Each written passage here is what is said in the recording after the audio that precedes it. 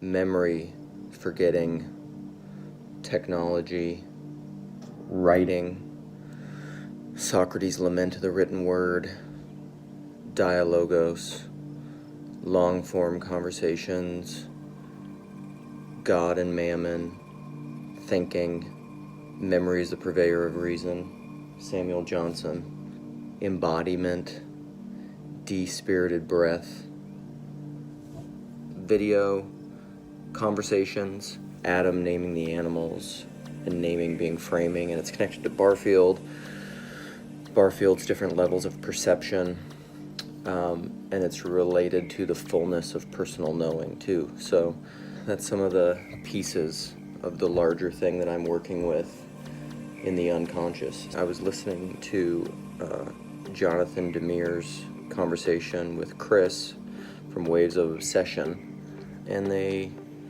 touch on this idea, which is something that I've thought a lot about, and it's connected to a lot of my major passions and ideas and evolution of consciousness stuff, technological babble, all the things. It's all connected. So I think what's happening right now is I do think we're in a major shift.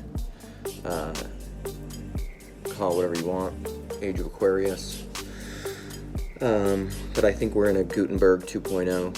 Essentially, where writing and books was this slow evolution, the printing press that really changed the way that we process information, but very in line with McLuhan and the medium is the message, the internet, in the idea of it being a free market or a really egalitarian thing where anyone can comment and say things. It makes people reevaluate and see new patterns, or maybe remember old patterns in a new form, in a new medium. I think that's what's happening right now, essentially, with the internet, with YouTube, with long-form conversations. I think it's a big part of what this little corner is about. All this is happening through YouTube, through videos. Technology has circled back around in like a spiral dynamic way, where the technology, I think, there's something about this, talking out loud, speaking. I talk a lot about how the written word is de-spirited breath. There's something about the technology of writing that removed the spirit. We stopped being able to see patterns and saving the appearances.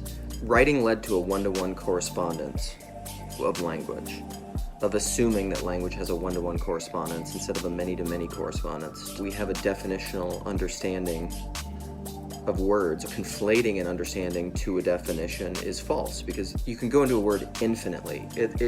You do and do not know what a word is, because everything is the Tao, the identity of identity and non-identity. You cannot know a thing without understanding its opposite. That's the framing of anything. Otherwise, you have a monad, and a word is not a monad. A word is a mosaic. Everything is a mosaic, full of multiplicity. The naming is that. A naming is the unity of the multiplicity that allows you to see it. And then all of a sudden, boom, it's an epiphany. It's the frame that you, boom, see the mosaic. All of a sudden, your eyes light up and you see the larger image.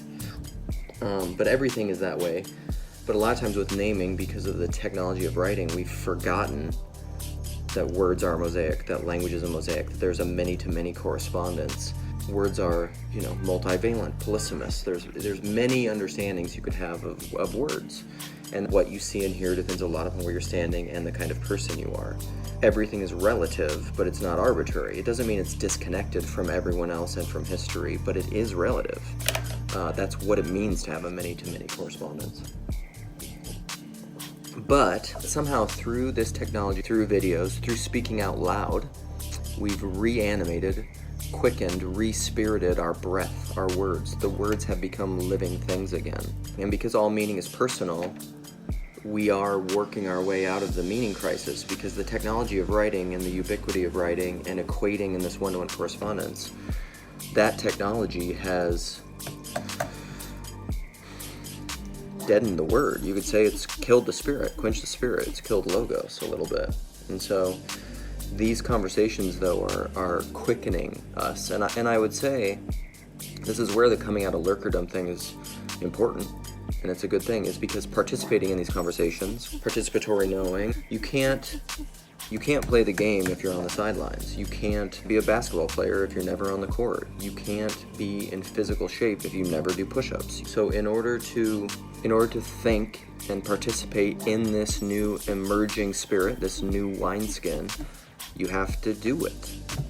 The main idea is the movement in technology from writing, the written word, and the one-to-one correspondence to the many-to-many correspondence with video conversations, dialogos, good faith, agapeing other people's perspectives into existence. All perception is personal. So processing this way is different than writing. Maybe I could write a book, maybe I need a journal. Some of that is okay and it's good, it's processing, but I think maybe this is the new writing. Doing this, making videos, having conversations, talking to people. Maybe this is the new thing.